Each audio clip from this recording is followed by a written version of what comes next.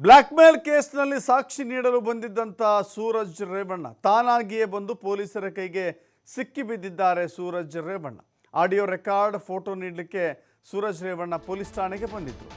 ಬಂಧನದ ನಿರೀಕ್ಷೆ ಮಾಡದೆ ತಾನಾಗಿಯೇ ತಗಲಾಕೊಂಡ್ರ ಸೂರಜ್ ರೇವಣ್ಣ.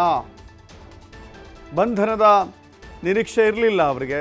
ಅರೆಸ್ಟ್ ಮಾಡಬಹುದು ಎನ್ನುವ ಯಾವ ಸುಳಿವು ಕೂಡ ಸೂರಜ್ ರೇವಣ್ಣಗಿರಲಿಲ್ಲ.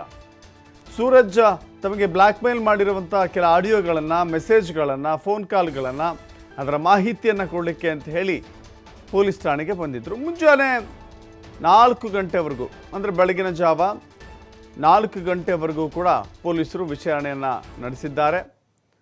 ಸೂರಜ್ ರೇವಣ್ಣ ಅವರನ್ನು ಅರೆಸ್ಟ್ ಮಾಡಿದ್ದಾರೆ. ಇದು ಹಾಸನದ ಹೊಳೆನರಸೀಪುರದ HD ರೇವಣ್ಣ ಅವರ ಪುತ್ರರಾಗಿರುವಂಥ ಇಬ್ಬರು ಕೂಡ ಅರೆಸ್ಟ್ ಆಗಿದ್ದಾರೆ. ಪ್ರಜ್ವಲ್ ರೇವಣ್ಣ ಈಗಾಗಲೇ ಲೈಂಗಿಕ ದೌರ್ಜನ್ಯ ಮತ್ತು ಅತ್ಯಾಚಾರ ಪ್ರಕರಣಗಳಿಗೆ ಸಂಬಂಧಪಟ್ಟಂತೆ ಅವರು ಕೂಡ SIT ಅವರನ್ನು ವಶಕ್ಕೆ ಪಡೆದುಕೊಂಡು ವಿಚಾರಣೆ ಮಾಡಲಾಗ್ತಾ ಇದೆ.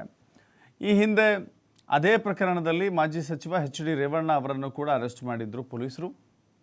ಅವರು ಕೂಡ ನ್ಯಾಯಾಂಗ ಬಂಧನಕ್ಕೆ ಹೋಗಿ ಜಾಮೀನಿನ ಮೇಲೆ ಆಚೆ ಇದ್ದಾರೆ. ಇನ್ನೊಂದು ಕಡೆ ಅವರ ತಾಯಿ ಭವಾನಿ ರೇವಣ್ಣ ಅವರು ಕೂಡ, ಅವ್ರಿಗೂ ನೋಟಿಸ್ ನೀಡಲಾಗಿತ್ತು, ಜಾಮೀನು ಪಡೆದುಕೊಂಡಿದ್ದಾರೆ, ವಿಚಾರಣೆಗೆ ಹಾಜರಾಗಿದ್ದಾರೆ. ಆದರೆ ಆ ಪ್ರಕರಣವೇ ಬೇರೆ, ಇದು ಪ್ರತ್ಯೇಕ ಪ್ರಕರಣ. ಈ ಪ್ರಕರಣ ಒಬ್ಬ JDS ಕಾರ್ಯಕರ್ತನ ಮೇಲೆ ನಡೆದಿದೆ ಅಂತ ಹೇಳಲಾಗುತ್ತಿರುವಂಥ ಲೈಂಗಿಕ ದೌರ್ಜನ್ಯದ ವಿಚಾರ. ಲೈಂಗಿಕ ದೌರ್ಜನ್ಯ ಎಸಗಲಾಗಿದೆ ನನ್ನ ಮೇಲೆ ಅಂತ ಹೇಳಿ ಆತ